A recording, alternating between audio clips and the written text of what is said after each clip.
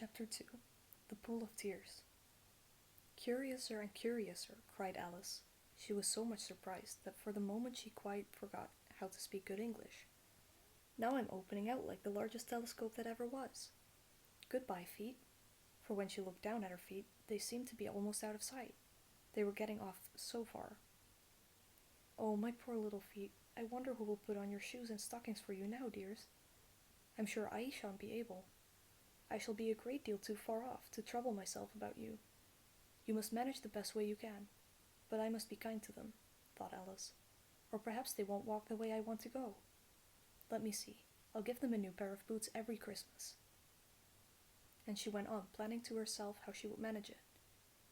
They must go by the carrier, she thought, and how funny it'll seem, sending presents to one's own feet, and how odd the directions will look. Alice's right foot, hearthrug, near the fender, with Alice's love. Oh dear, what nonsense I'm talking. Just at this moment, her head struck against the roof of the hall. In fact, she was now rather more than 9 feet high, and she at once took up the little golden key and hurried off to the garden door. Poor Alice!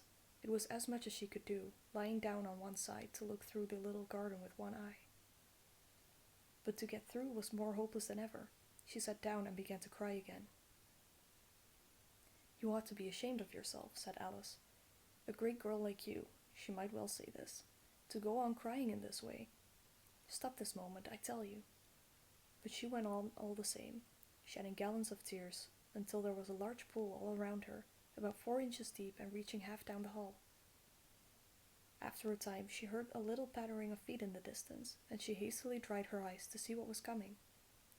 It was the White Rabbit returning, splendidly dressed, with a pair of white kid gloves in one hand, and a large fan in the other. He came trotting along in a great hurry, muttering to himself as he came. Oh, the Duchess, the Duchess! Oh, won't she be savage if I've kept her waiting? Alice felt so desperate that she was ready to ask help of anyone, so when the rabbit came near her, she began in a low, timid voice, If you please, sir. The rabbit started violently, dropped the white kid gloves and the fan, and scurried away into the darkness as hard as he could go. Alice took up the fan and gloves, and, as the hall was very hot, she kept fanning herself all the time she went on talking. Dear, dear, how queer everything is today. And yesterday things went on just as usual. I wonder if I've been changed in the night. Let me think. Was I the same when I got up this morning?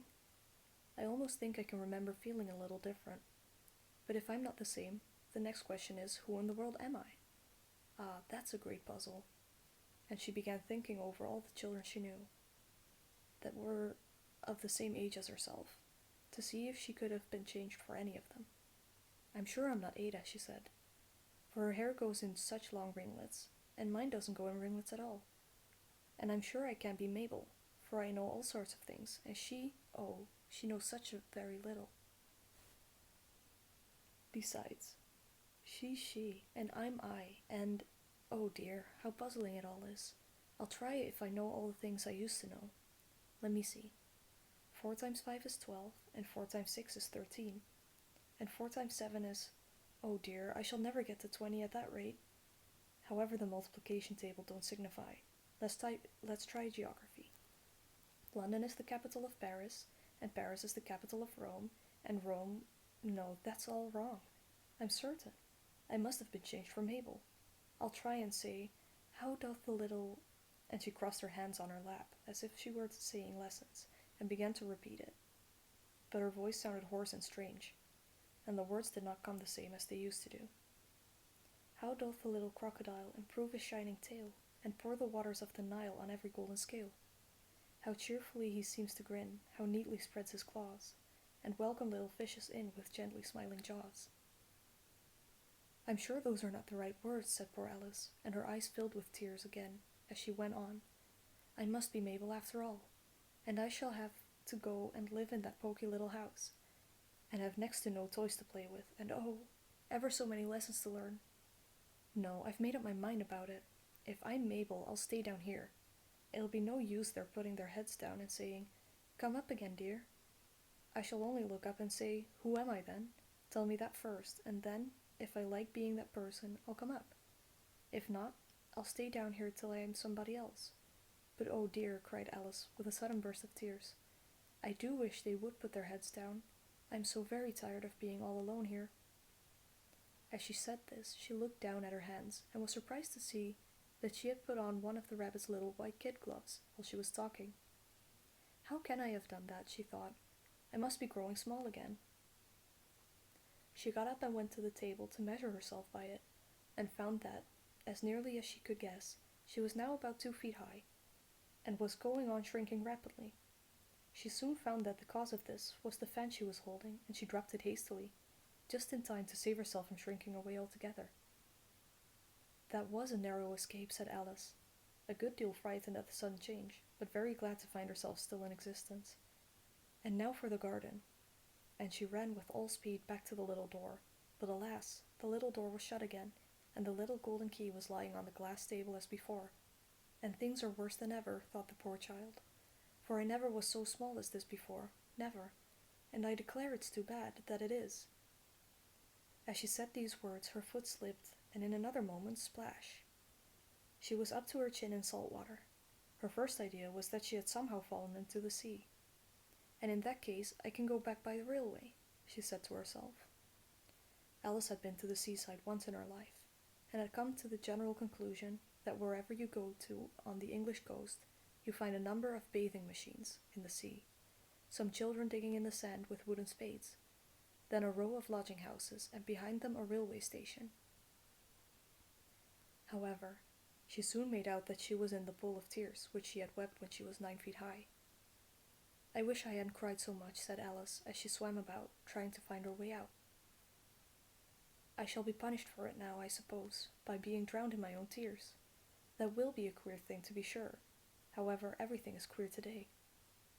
Just then she heard something splashing about in the pool a little way off, and she swam near to make out what it was. At first she thought it must be a walrus or hippopotamus, but then she remembered how small she was now, and she soon made out that it was only a mouse that had slipped in like herself. Would it be of any use now, thought Alice, to speak to this mouse? Everything is so out of the way down here that I should think very likely it can talk. At any rate, there's no harm in trying. So she began. Oh, mouse, do you know the way out of this pool? I am very tired of swimming about here, oh mouse. Alice thought this must be the right way of speaking to a mouse. She had never done such a thing before, but she remembered having some of it in her brother's Latin grammar. A mouse of a mouse, to a mouse, oh mouse. The mouse looked at her rather inquisitively, and seemed to her to wink with one of its little eyes, but it said nothing. Perhaps it doesn't understand English, thought Alice. I dare say it's a French mouse, come over with William the Conqueror. For, with all her knowledge of history, Alice had no very clear notion how long ago anything had happened. So she began again. Où est ma chatte? Which was the first sentence in her French lesson book. The mouse gave a sudden leap out of the water, and seemed to quiver all over with fright. Oh, I beg your pardon, cried Alice hastily, afraid that she had hurt the poor animal's feelings. I quite forgot you didn't like cats. Not like cats, cried the mouse in a shrill, passionate voice. Would you like cats if you were me? Well, perhaps not, said Alice in a soothing tone. Don't be angry about it. And yet I wish I could show you our cat Dina. I think you'd take a fancy to cats if you could only see her. She is such a dear quiet thing. Alice went on, half to herself, as she swam lazily about in the pool. And she sits purring so nicely by the fire, licking her paws and washing her face, and she is such a nice soft thing to nurse. And she's such a capital one for catching mice. Oh, I beg your pardon, cried Alice again, for this time the mouse was bristling all over, and she felt certain it must be really offended. We won't talk about her any more, if you'd rather not. We indeed, cried the mouse, who was trembling down to the end of his tail. As if I would talk on such a subject. Our family always hated cats. Nasty, low, vulgar things. Don't let me hear that name again.